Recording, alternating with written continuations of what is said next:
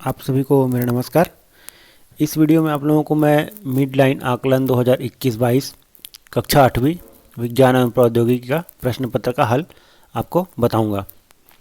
तो सबसे पहले चलते हैं प्रश्न नंबर 1। करछुल या प्रश्न चिन्ह जैसी आकृति खाली स्थान तारामंडल का होता है। तो इसका उत्तर है मृग या ओरियन। मृग या ओरियन, ठीक है। तो मृग या ओरियन जो होता है उसका जो आकृति होता है वो करछुल या प्रश्न चिन्ह की आकृति का होता है। दूसरा प्रश्न देखिए, वायु में लगभग खालिस्तान प्रतिशत नाइट्रोजन पाई जाती है। तो वायु में जो नाइट्रोजन होती है सबसे अधिक मात्रा में पाई जाती है 78%, ठीक है। उसके बाद आता है ऑक्सीजन O2। तो O2 जो होता है 21% के आसपास पाया जाता है, लेकिन हमारा प्रश्न क्या पूछ रहे हैं, वायु में लगभग कितना परसेंट और नाइट्रोजन पाया जाता है, तो 78%, ठीक है। तीसरा प्रश्न है, अंतरिक्ष यात्री आपस में बातचीत करने के लिए खालिस्तान तरंगों का उपयोग करते हैं। अंतरिक्ष यात्री आपस में बातचीत करने के लिए विद्युत चुम्बकीय तरंगों का उपयोग करते हैं, क्योंकि वहाँ पर माध्यम नहीं होता, अतः वो लोग डायरेक्ट बात नहीं कर सकते। तो विद्युत चुम्बकीय तरंगों का उपयोग करके वो लोग आपस में बातचीत करते हैं। प्रोटीन निर्माण खालिस्तान करता है। तो प्रोटीन का जो निर्माण है, जैसे हम कोशिका की संरचना देखते हैं, ठीक है। कोशिका इस प्रकार संरचना होती है। कोशिका में कुछ छोटे छोटे पार्टिकल्स पाए जाते हैं, जिसको हम लोग नेकेड पार्टिकल बोलते हैं या नग्न पार्टिकल बोलते हैं। एक तो केंद्रक होता है, ठीक है। केंद्रक, उसके चारों ओर इंडोप्लाज्मिक रेटिकुलम पाया जाता है। तो इंडोप्लाज्मिक रेटिकुलम में चिपके हुए कुछ छोटे छोटे कण पाए जाते हैं। उन कणों को कहते हैं हम लोग राइबोसोम। तो जो राइबोसोम होता है उसको बोलते हैं प्रोटीन फैक्ट्री, अर्थात वही प्रोटीन का निर्माण करता है। तो इसमें जो है प्रोटीन का निर्माण में क्या आ जाएगा, खालिस्तान में राइबोसोम। तो राइबोसोम जो होता है वो प्रोटीन का निर्माण करता है। सरला के घर से सब्जी के छिलके, पॉलीथन, कुरकुरे के पैकेट, पेपर के टुकड़े, कांच, मूंगफली के छिलके इत्यादि अपशिष्ट पदार्थ निकलते हैं। आप इन्हें गीले और सूखे कचरे में वर्गीकृत कीजिए। तो देखते हैं यहाँ पर आपको क्या क्या दिख रहा है। सब्जी का छिलका गीला कचरा है, पॉलीथीन सूखा कचरा, कुरकुरे का पैकेट सूखा कचरा, पेपर के टुकड़े गीले कचरे, क्योंकि इसको हम फिर से रिसाइकिल कर सकते हैं, कांच सूखा कचरा, मूंगफली का छिलका गीला कचरा, ठीक है। जिसको जिसको मैंने गोला लगाया है वो आपका गीला कचरा है, और जिसको जिसको मैंने राइट लगाया है वो सूखा कचरा है, ठीक है। अगला प्रश्न देखते हैं, पटाखे के जलने से होने वाली कोई 3 हानि या नुकसान लिखिए। तो पहला तो बहुत तेज़ी से आवाज़ करता है। दूसरा ये कि उससे वायु प्रदूषण होता है। तीसरा, हमको शारीरिक और मानसिक क्षति भी हो सकता है। शारीरिक और मानसिक क्षति कैसे हो सकता है, हाथ जल जाता है ना। कभी कभी तेज प्रकाश के कारण हमारी आंखें भी धुंधली हो जाती हैं, आंखों की जो सेंसिटिव है वो कम हो जाती है। तो इस प्रकार से 3 हानि है। वायु प्रदूषण हो गया, हमको शारीरिक और मानसिक क्षति हो सकती है। ध्वनि प्रदूषण होता है, वायु प्रदूषण होता है ना। तो ये हो गया आपका पटाखों के जलने से नुकसान। अगला प्रश्न है, 2 mg प्लस खालिस्तान इज इक्वल टू 2 MgO। तो इस खालिस्तान में आ जाएगा MgO2। क्या आ जाएगा, Mg plus O2 is equal to 2 MgO। संतुलित कर लिया गया है। उसके बाद है S प्लस O2, खालिस्तान दिया गया है S प्लस O2। तो सल्फर डाइऑक्साइड और ऑक्सीजन मिलकर क्या बनाएंगे, SO2। SO2 का निर्माण करेंगे, ठीक है। तीसरा प्रश्न है, NH3 प्लस HCl। तो अमोनिया और हाइड्रोक्लोरिक अम्ल मिलकर अमोनियम क्लोराइड का निर्माण करता है। तो NH4Cl बन जाएगा, ठीक है। उसके बाद चौथा प्रश्न है, खालिस्तान plus O2 is equal to H2O। मतलब पानी का निर्माण कैसे होता है। तो पानी का निर्माण H2 plus O2 is equal to H2O। संतुलित कर लिया गया है। संतुलित करने के लिए यहाँ पे हाइड्रोजन 4 दिख रहा है और यहाँ पर 2 का गुणा कर दीजिए तो 2H2 हो जाएगा, ठीक है। NH4OH प्लस HCl, ये एक उदासीनीकरण अभिक्रिया है। क्यों उदासीनीकरण अभिक्रिया है, ये देखिए सोडियम हाइड्रोक्साइड है और ये अम्ल है। NaOH जो है, सोडियम हाइड्रोक्साइड जो होता है वो एक क्षार होता है, और HCl जो होता है अम्ल होता है। तो इसमें देखिए क्या बनता है, इसका Na, इसका Cl, दोनों मिलकर NaCl का निर्माण करता है ना। तो क्या बन जाएगा, Na Cl। ठीक है। अगला प्रश्न है, लोहे, तांबे आदि के बर्तनों में अचार क्यों नहीं रखा जाता? तो लोहे और तांबे के बर्तन में अचार हम लोग नहीं रखते। तो सबसे पहले अचार के बारे में सोचिए। अचार क्या होता है? अचार जो होता है स्वाद में खट्टा होता है ना। और स्वाद में खट्टा कौन होता है? अम्ल होता है। तो स्वाद में जो खट्टे होते हैं उसको हम लोग क्या बोलते हैं? अम्ल बोलते हैं, है ना। तो इसके लिए देखते हैं, स्वाद में खट्टा जो है अम्ल है। तो अचार अम्लीय प्रवृत्ति का होता है।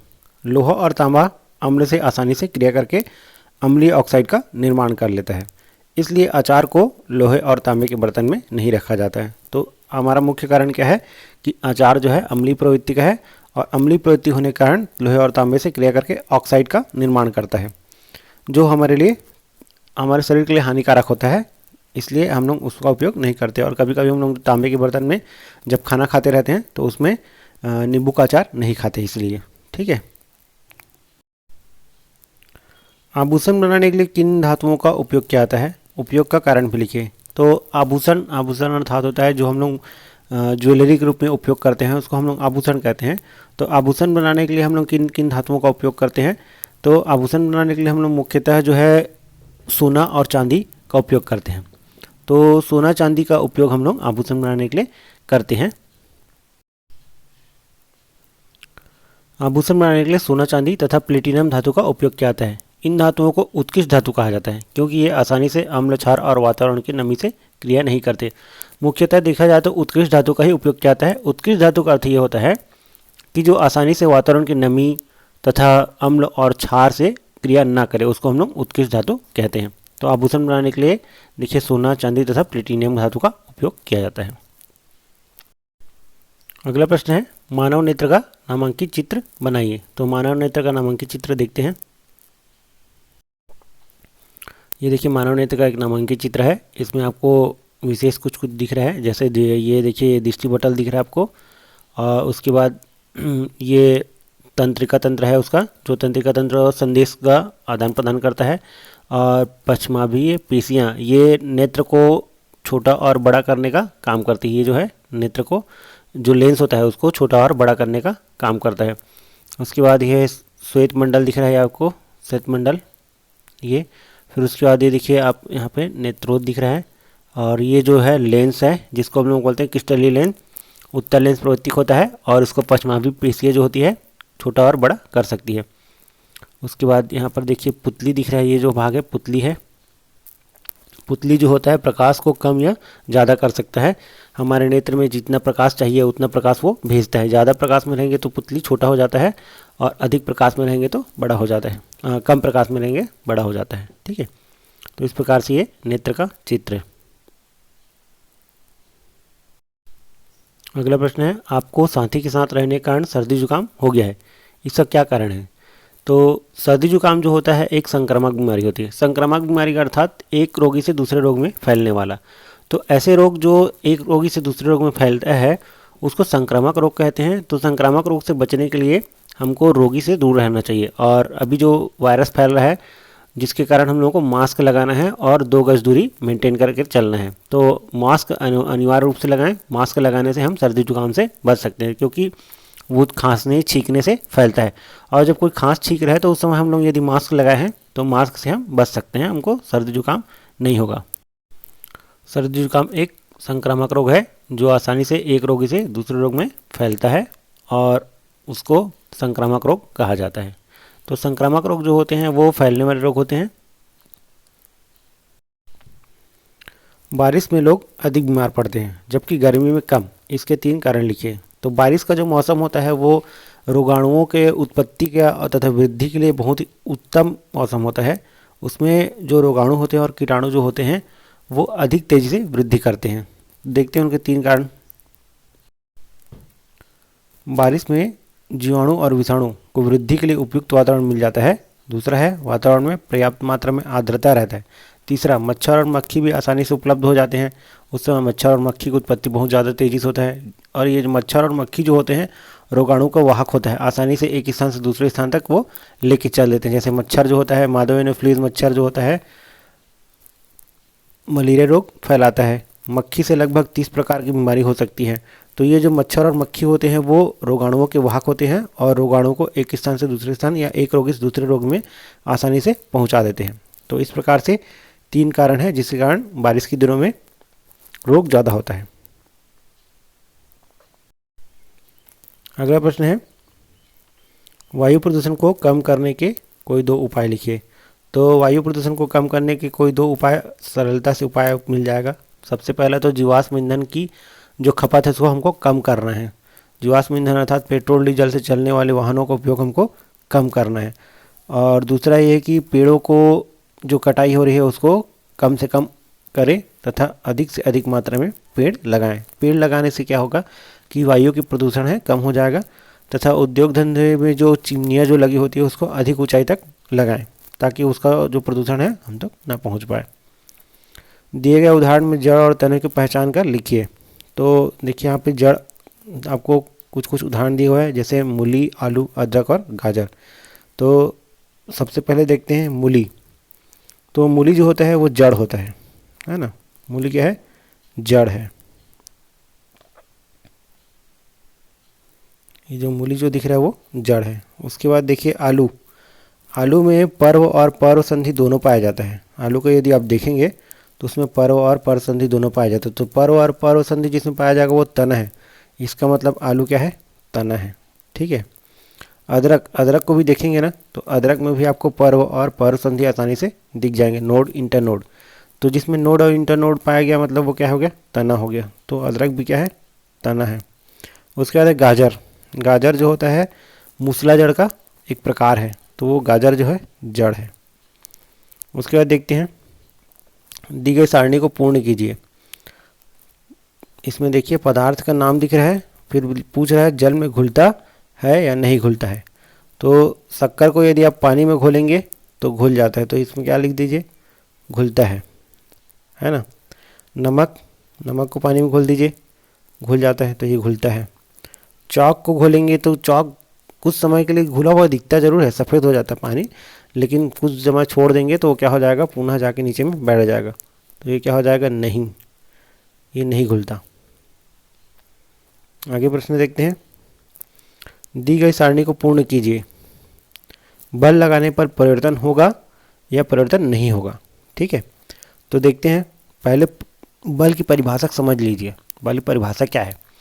बल वह बाह्य कारक है जो किसी वस्तु के आकार, स्थिति, अवस्था तथा गति की दिशा में परिवर्तन करने का प्रयास करता है या प्रयास करता है ना, या कर देता है, परिवर्तन कर देता है, तो वो बल है ना। तो बल आप जब लगाएंगे, गुब्बारे पे बल लगाएंगे तो परिवर्तन होगा, है ना, परिवर्तन होगा।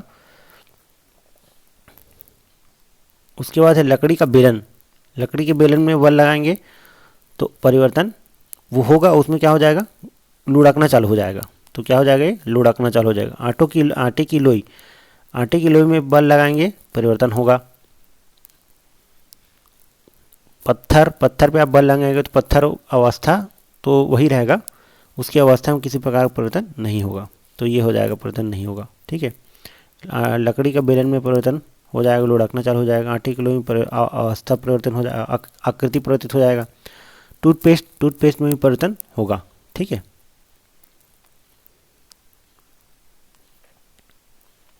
अगला है, सांस कब तेज हो जाती है। सांस तेज होने के बहुत सारे कारण हैं। तो सबसे पहले जब हम लोग दौड़ते हैं तब हमारी सांस तेज हो जाती है। जब हम लोग घबरा जाते हैं, डर जाते हैं, तब हमारी सांस तेज हो जाती है। और तीसरा, जब ऑक्सीजन की कमी हो जाती है, तो ऑक्सीजन की कमी हो जाती है तब भी हमारी सांसें तेज हो जाती हैं। तो तेज़ी से दौड़ने पर हमारी सांसें तो तेज हो जाती हैं। जब घबराना या डर जाते हैं तब हमारी सांस तेज हो जाती है। जब आसपास में ऑक्सीजन की कमी हो जाती है तो इन परिस्थितियों में हमारी सांसें तेजी से चलती हैं। गर्मी के मौसम में सूती कपड़े अधिक आरामदायक लगते हैं, क्यों? तो गर्मी के दिनों में धूप तेज होता है और उस समय हमको बहुत गर्मी ज़्यादा लगती है, तो हम ऐसा वो कपड़े पहनते हैं जिसमें हल्के रहें और जो आसानी से सूर्य की किरणों को आकर्षित ना करें, उसको अवशोषित ना करें, उसको बल्कि क्या कर दें? रिफ्लेक्ट कर दें। तो गर्मी के दिनों में जो सूती कपड़े होते हैं वो सूर्य की किरणों को रिफ्लेक्ट कर देती हैं, परावर्तित कर देती हैं, तथा वो हल्के भी होते हैं, इसलिए हम लोग आरामदायक सूती वस्त्र पहनते हैं। रसीले फलों का उपयोग अधिकतर गर्मी के मौसम में किया जाता है, क्योंकि जो रसीले फल होते हैं उसमें पानी की मात्रा ज़्यादा होती है और हमको गर्मी के दिनों में जल हानि से वो बचाती है, इसलिए हम लोग गर्मी के दिनों में रसीले फलों का उपयोग करते हैं।